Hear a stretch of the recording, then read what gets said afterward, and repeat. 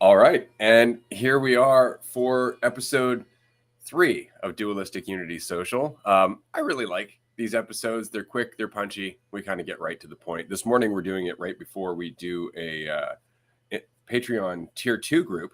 So normally we don't do these on Thursday morning. We've just been on Instagram. Now these are going to be social episodes. And that means that we're also going to have another DU social episode later on this afternoon. So if you want to inform that episode, do join us on Patreon.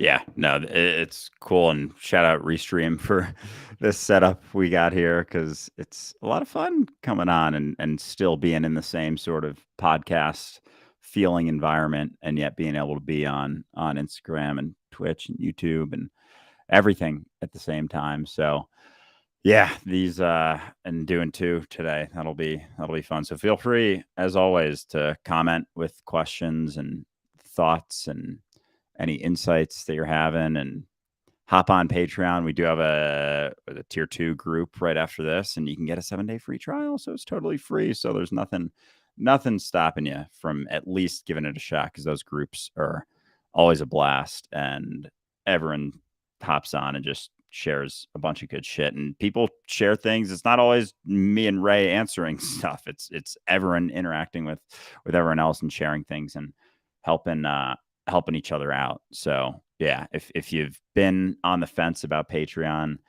definitely take advantage of that free trial and at least see what it's all about and see if it is something you may be interested in. Absolutely. You also get access to information that other people don't. Like, for example, earlier this week, Andrew and I discussed the possibility of having a mini retreat, because we've done 2 of the mini retreats and 2 major retreats before now, and they've all went off perfectly. And so we thought to ourselves, well, it'd be nice if we could do a summer retreat end of July in Vancouver, British Columbia, Canada. And so we threw that out to our Patreon subscribers. We threw that out to our supporters and said, hey, you want to do this? Let's see if we have enough people. If we can do it, let's all get together, because what better way to spend a weekend in the summer than hanging out, being insightful and vulnerable, and with community members that you've gotten to know online. And so, yeah, everybody came together in a matter of days, and we are doing a mini retreat in Vancouver on July 27th to July 31st. Just fucking crazy. But that's all on Patreon for stuff like that. If you want to know what we're doing, last minute stuff, if you want to know what we're doing behind the scenes, if you want to talk to us in between episodes, Patreon. Absolutely. Otherwise, you can join us in our free group chat every Wednesday, 6 p.m. Eastern Time, which you can register for at our website, dualisticunity.com. And I bring that one up specifically because yesterday's group was awesome. Yeah, it was a blast. So I have some stuff we can get into here, but I just was on a walk with my mom talking about, and we were getting into just, I was talking, and I had shared with her just kind of everything that this was a couple days ago, just been, I don't know, feeling, and kind of explained the entire retreat and things I went through, and my mushroom trips and all that stuff. And she's she's awesome and very responsive and curious about all that stuff. And so today we were kind of digging in a little bit deeper, and it's been an interesting, because I can go on about like expressing the illusion of division, basically, and I sometimes catch myself feeling like I use it as a avoidance tactic, but I'm also like, this goes back to our episode we posted earlier this week, which is fucking awesome one, season 5, episode 6, a fountain of intelligent potential. Was that the title? Yeah, fountain of intelligent potential. That was a very good episode. But just I find myself getting caught in like understanding that my desire to figure something out is the issue, in a sense, like the mulling over a situation, trying to find an endpoint, a cessation of the feeling. It's like the mulling over it is the feeling I'm trying to create a cessation of, in a sense. And so I both realize that, but also find it interesting how, I don't know, like the perspective of everything that we go through and the shit we go through subjectively, internally, because of the illusion of division, because we perceive ourselves as divided, doesn't take away from the experience of being divided at all. And so, like, although certain feelings stem from that illusion, there's still the experience of them. And so sometimes I find myself trying to figure shit out and just realizing that it's like the desire to figure something out that is the thing I'm trying to figure out how to let go of. Like, figuring out how to let go of something is the thing that I can let go of, and that'll not clear the air at all, but at least set you on, like, see things a little bit differently. But I don't know. I think this has been good for me because I've realized how tough it can be sometimes. Like, it keeps trying to come up, and it's like I feel like I'm taking effort, but it's not effort because my idea of it being effort just keeps it going. So anyway, we got into a whole depth of a conversation, and coming out of it, it's like I finished it with, I feel like sometimes I use that as an avoidance tactic. And I kind of like discounted the entire conversation that we had, despite it being a great conversation, because I realize how much I don't know, I feel like for a long time, I've kind of used that as an avoidance tactic of the experience of suffering to a degree. And so that there wasn't really any endpoint to this statement, but just, I don't know, expression of thoughts. We always bring this back down to, it's so funny. We had this conversation with somebody yesterday who was saying, like, in my job, I often don't feel smart enough. And so I want to try and feel smarter. And then I end up not feeling as smart because now I'm all confused and I'm trying to get somewhere and there's so much in my way. And what do we say? It's like, well, stop trying to be smarter. Just recognize that all you have to do is be confused for long enough. And that turns into a recognition because that's what you are, your intelligence, your process. So this conversation is really easy because it's not that you're trying to get over the mulling over. It's that you are trying to detach from the process of mulling over. You're still involved with it, like you're the one trying to get somewhere, rather than this is your brain going through the experience of trying to understand something. You're still taking ownership of the stream of thought, like, oh, this is me doing it, instead of this is what I'm experiencing currently, right? And so, like, it's about taking the pressure off again. And so what I mean is, I love mulling over shit. There's 1,000 thoughts going through my head at any given point. If I just look at them, you're not trying to end them, right? It's the need to get to an end result, to get to some understanding at the end of it, that really trips us up.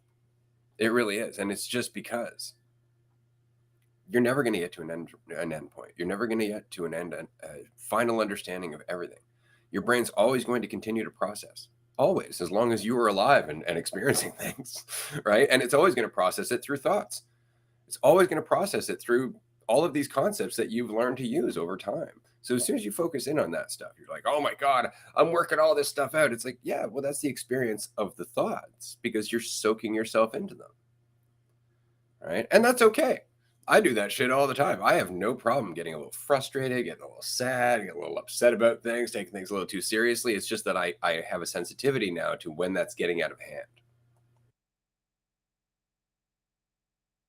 Yeah, that's a really good point. I think I've had, like, can be hard on myself in that sense of, like, thinking that processing shouldn't be happening, and looking under the hood and seeing a lot in there and being like, having a judgment of it, like there should be less or some fucking shit like that. Like, there should be less happening there. Why is there so much going on? Why am I still stuck on this? Why am I still going through this. And it's like, that's always been there. It's just you're looking at it and trying to erase it. It's like spending your life, I don't know, looking at reality, turning around, seeing that there's like a lot of processes happening that are like, I don't know, like almost behind you. And then you're seeing everything. And then you turn around, you're like, holy shit, that's a lot. That's a lot going on there. I think there should be less. It's just like a fucking subjective judgment of it, as opposed to seeing like, yeah, there's always been that. It's always been there. And it is like, to a degree, like it is what it is. And it's just the concern. Like it's always that. It's the thought that something different should be happening, but also as it's like keeps coming up. And then what I recognized and still didn't like let go of was that going through, like, it creates a spiral, like judging yourself for getting caught in something and then thinking about all of the time that you've spent caught in something, looking like, I'm on, a walk with my mom and dog and it's a nice day out, and like, why the fuck am I feeling this way? I shouldn't be feeling this way, judging myself for going through it, which is the continuation of that process of going through. And it's like, it's so funny when you see it, and like until you do, it's fucking not funny at all. It's the least funny thing in the world because it's the entirety of the experience that you're going through, but it's just up to you of like what point you want to, it's almost like what point you want to be okay with it as opposed to not okay with it, whatever you're going through, whatever the overarching concern with it is. Like there's a lot there, and then the concern on top, and then the concern about getting concerned. I shouldn't be getting concerned. It's that spiral, it's and so yeah, like at what point do you want to let it go? But then a part of me doesn't want to let it go, and then part of me is like, sunk cost fallacy, like, oh, I've already dug in this deep, just got to keep going, and thinking that you're going to keep going to a cessation of it, thinking that you're digging down deeper into bullshit, and you're like, I got to keep going, because you think that if this is the ground, you're going to like pop up, and it's like, oh, I'm going to keep going until, or like,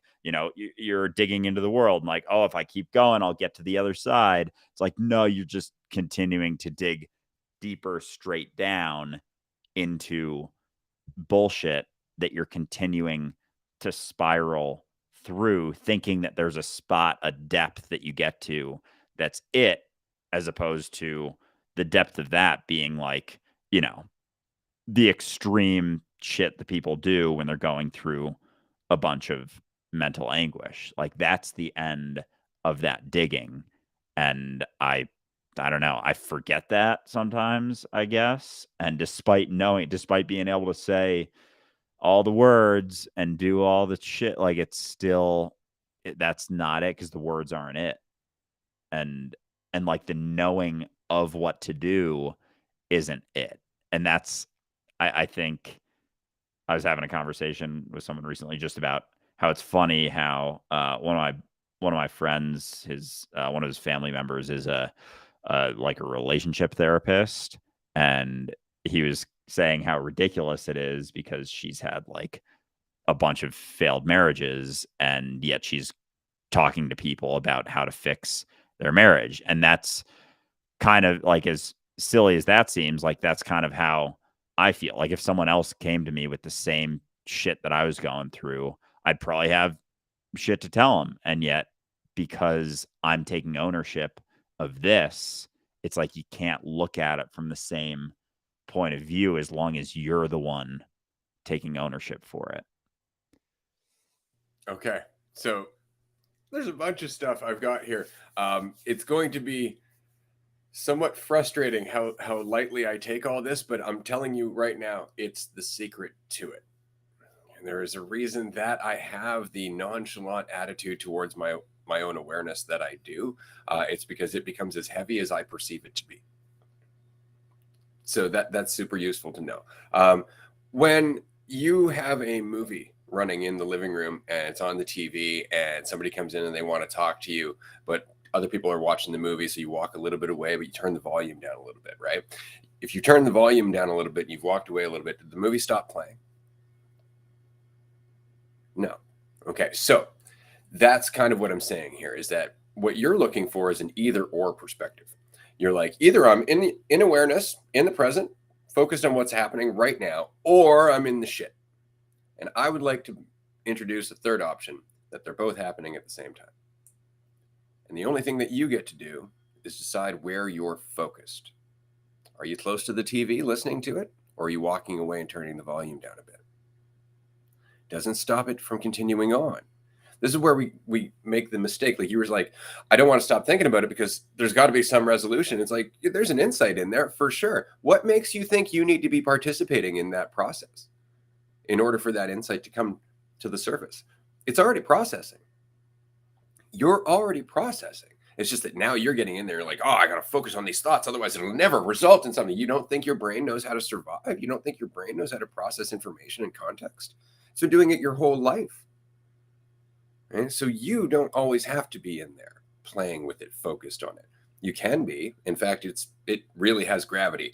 When you start focusing on your thoughts, they draw you right in. They're like, focus on this. They're important, because to them, they're all very important. Remember that the perception is always valid from the point of view of the perceiver. And every thought that you have is a point of view of some perceiver that you could be.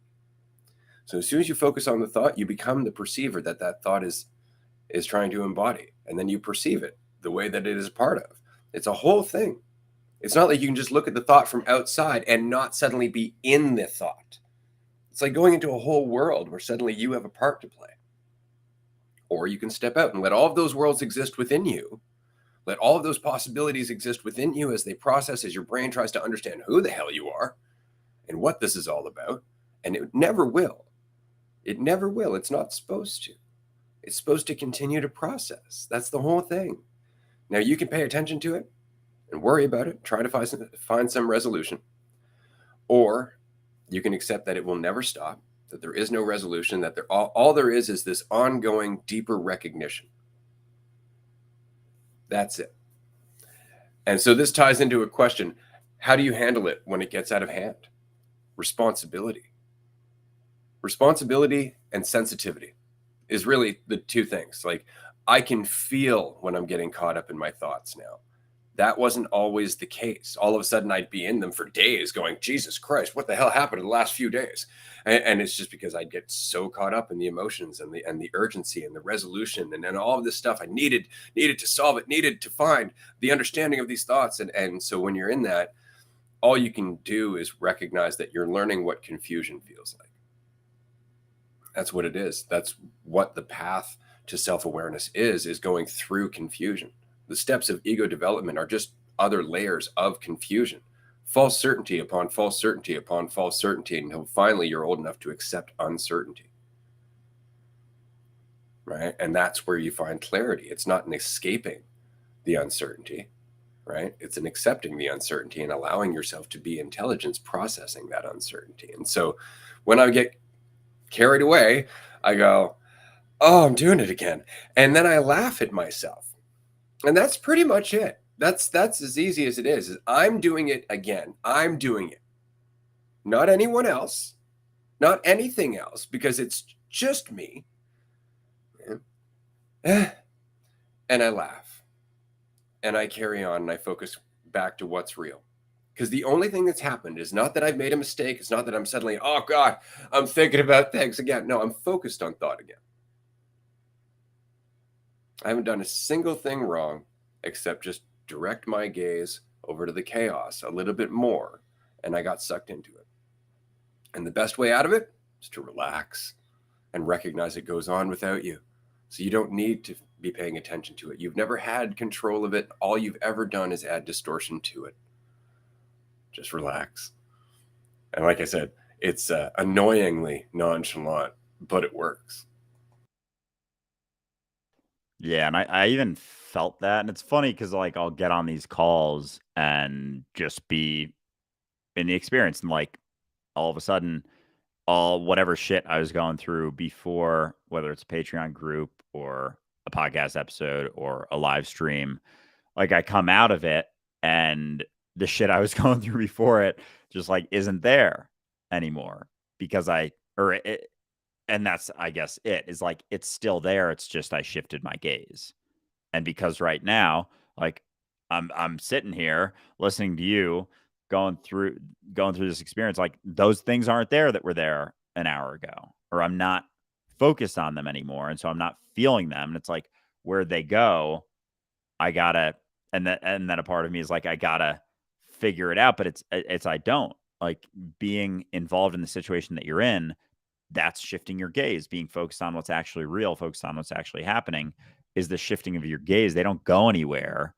It's just that your attention goes somewhere else. They're still all there. Like all the shit that I was thinking through an hour ago is still there. They didn't disappear. It's just I'm looking at something else now.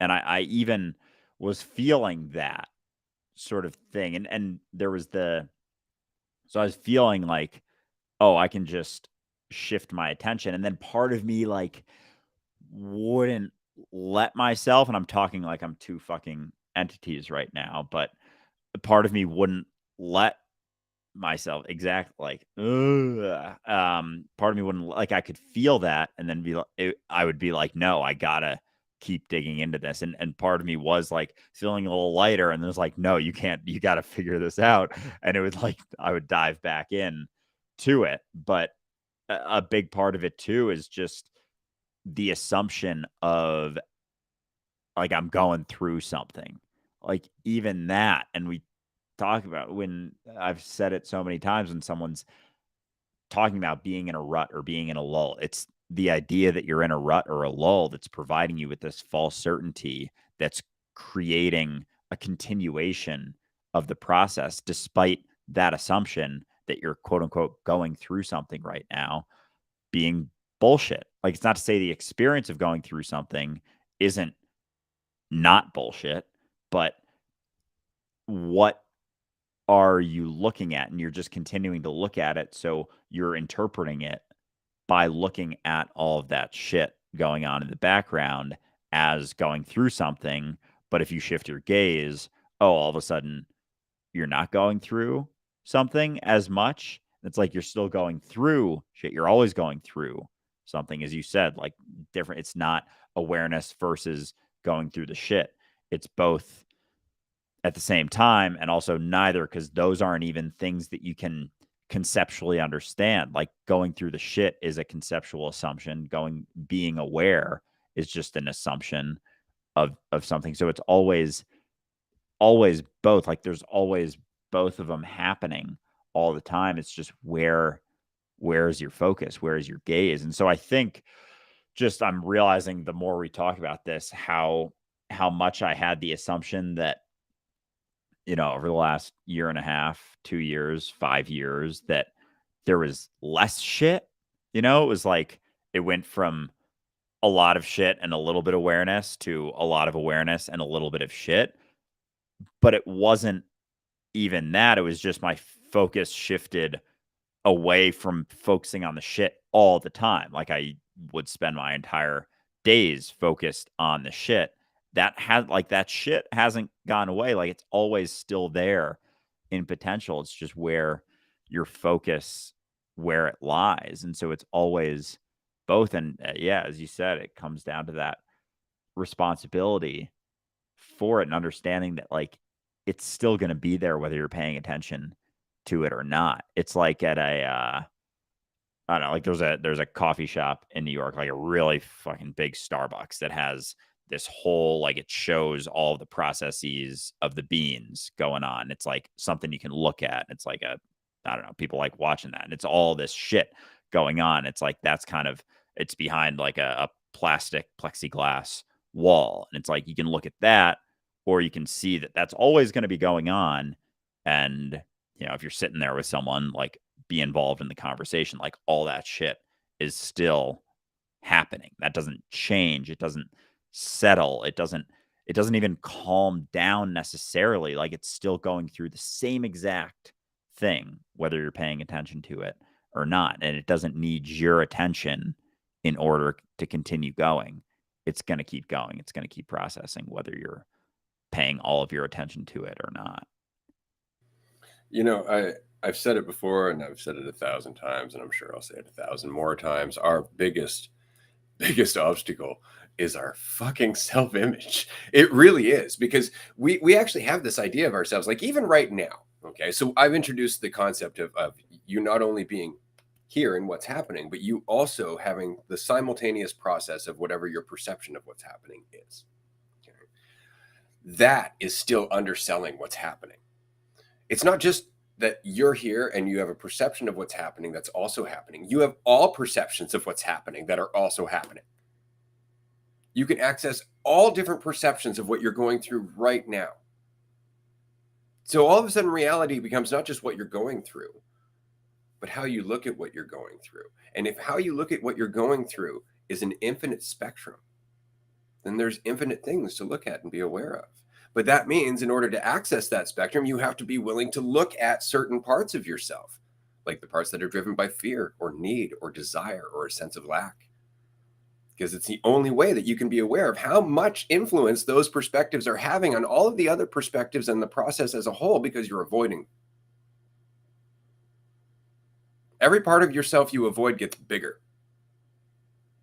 It has an impact on everything else. The only way to crop that down is to look at it, be aware of it, watch it as it's interplaying with everything else, so that way it doesn't get out of hand in responsibility and awareness all the time.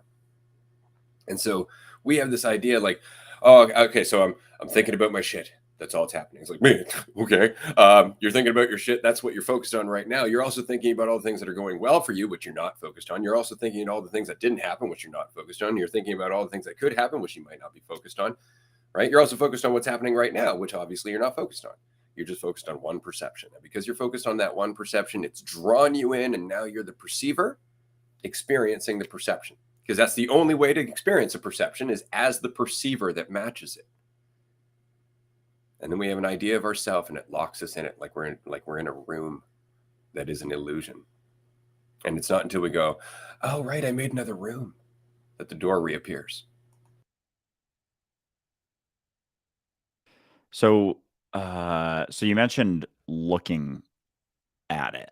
Like, I'm curious about that point, because I guess that's where faith in yourself comes in, like the willingness to look at it without getting overwhelmed by it. Because there's a part of me, and I think a big part of me, that just has avoided looking at certain components of that for a very long time. And part of me is like, how the fuck do you look at it without getting sucked into it? You don't. You get sucked into it. Fuck. That's what you're doing. That's the process of this. Remember, we always talk about finding balance, that the only way to do so is to go back and forth in imbalance, or what feels like imbalance. And in doing so, you start to get more sensitivity to what the middle is, what the environment is, even what balance is. This is part of that. You know, it's interesting. You described it as a lot of shit, little awareness, and a lot of awareness, little shit. It's like, yeah, you see this sway, right? And all that's happening is you're seeing more of each side. Now the whole thing is widening. Now the next evolution, or rather the next recognition, opens up the field. Now you're like, oh my God, there are so many things out, other things to get lost in. And so it's being able to recognize that anything that you do get lost in, by its very nature, it is going to feel personal. Doesn't mean it is. Right? It's always about the perceiver and the perceived, all of our experience. Right? And so it's getting stuck in one, in thinking that your idea of yourself is the truth, that you end up locked in one, or a very narrow spectrum. And so it's always just about going into it, feeling it, and going, right, this is in there all the time. All the time. Not, oh, I've done something wrong in getting here, but, oh, I found a new trail.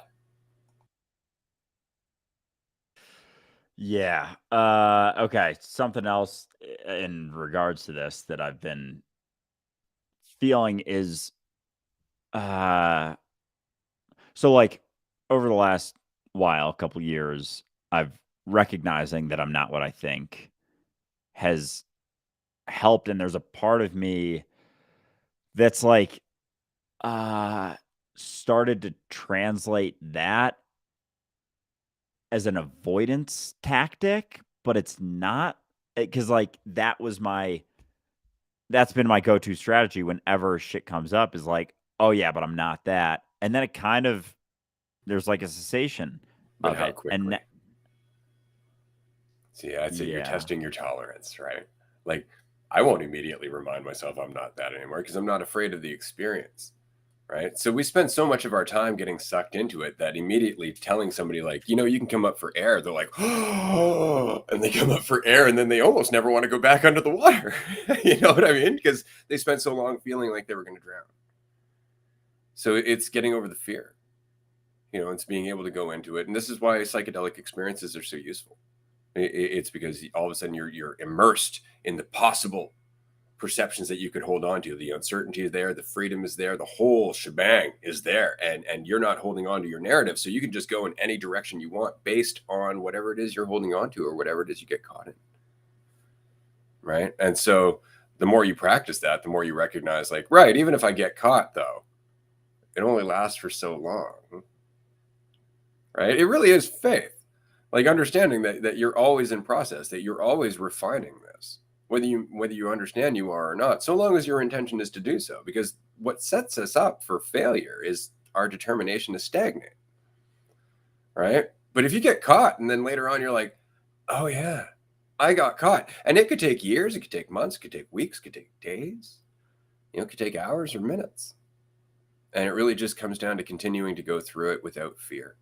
Understanding those days that you feel worthless, you are learning something about the feeling of being worthless, not the reality of being worthless. Yeah. Fuck. That's a very, very good point. I think it's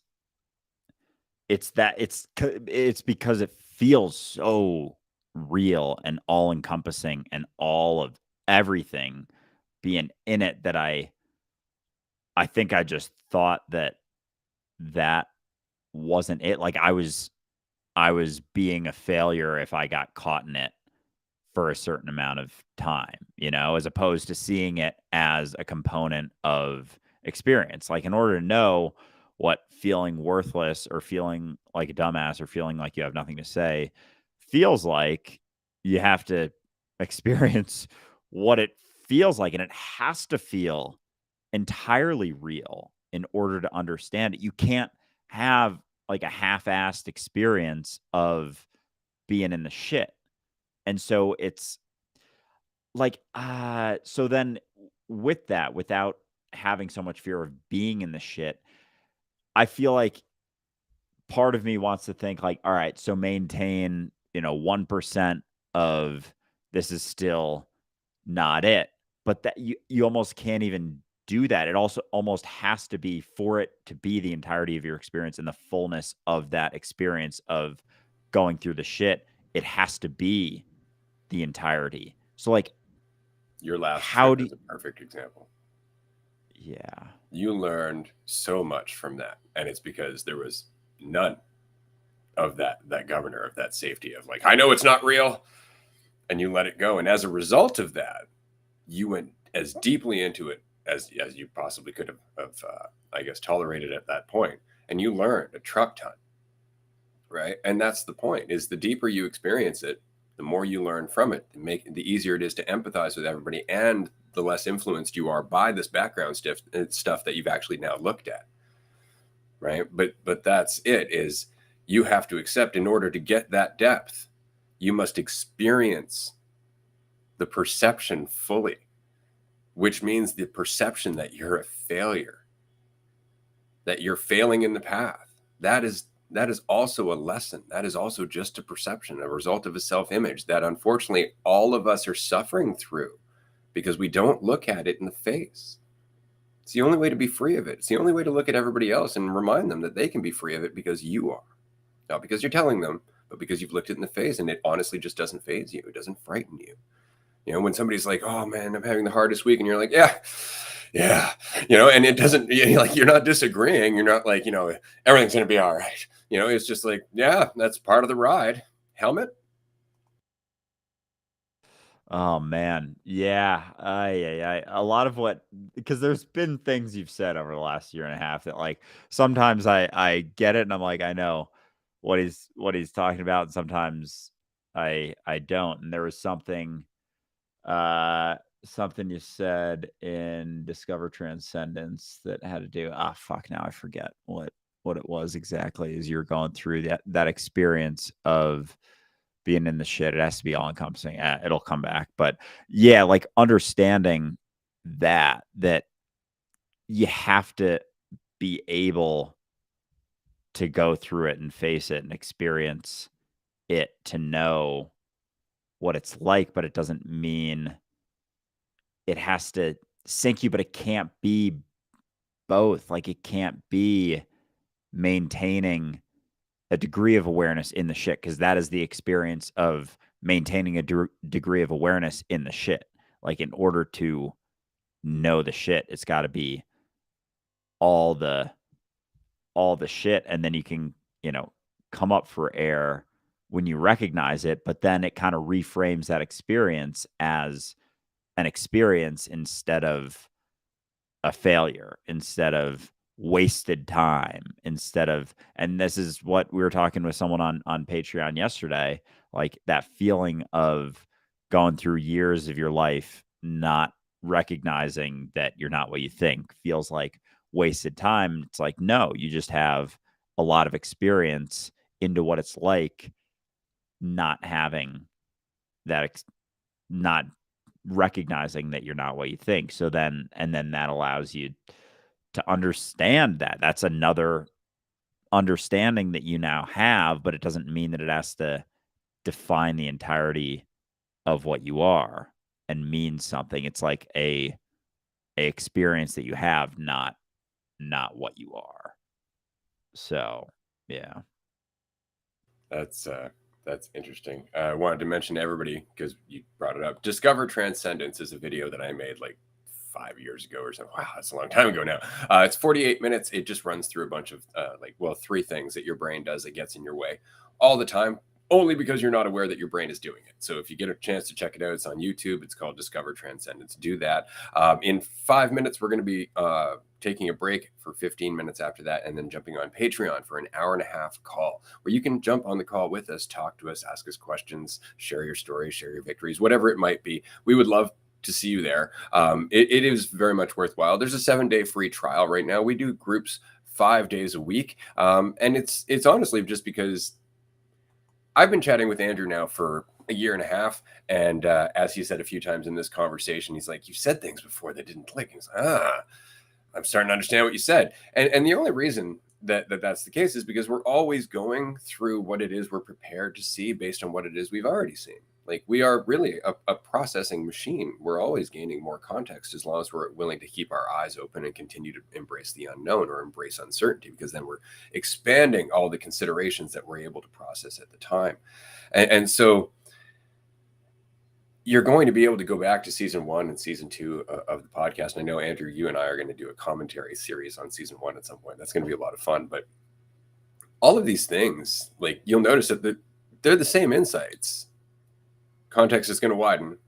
You're going to get involved. Try not to take it too seriously. It's always like that. And this is why the best advice I've ever given you, and I will say this to everybody here, keep it light. Remember, you add the weight. You really do. If all of a sudden you're like, oh, I'm suffering all the time, I got to fix this. That's part of the suffering.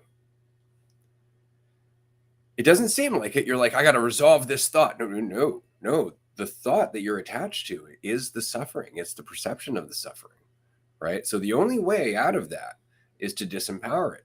And the only way out of that, or only way to do that, is to empower yourself, which is to recognize that the thought comes from you. It's not happening to you.